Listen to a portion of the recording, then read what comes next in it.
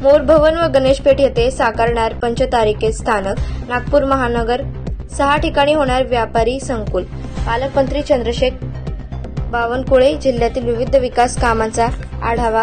नागपूर दिनांक 5 विकासाच्या प्रतीक्षेत असलेले मोर भवन व गणेशपेठ येथील बस स्थानक आता प्रगत स्वरूपात प्रवाशांच्या भेटीला येणार असून ही 2 स्थानके अद्ययावत सुविधांसह पंचतारिकेत दर्जाप्रमाणे साकारावेत यासाठी शासनाने निर्णय घेतला आहे. महाराष्ट्र राज्य पायाभूत सुविधा विकास महामंडळामार्फत या दोन्ही प्रकल्पासह नागपूर महानगरपालिका, जिल्हा परिषद आणि महानगरपालिका यांच्या जागेवर 6 ठिकाणी विविध व्यावसायिकांना नव्या संधी देणार व्यापक व्यापारी संकुल साकारणार असल्याचे राज्याचे महसूल मंत्री तथा जिल्ह्याचे पालकमंत्री चंद्रशेखर बावनकुळे यांनी सांगितले.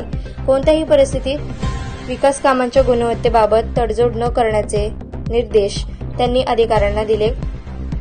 कोराडी नाका परिसरात साकारणार मध्यवर्ती कारागृहात. लंडन स्ट्रीट येथे साकारणार परफॉर्मिंग आर्ट गॅलरी व कन्व्हेन्शन सेंटर.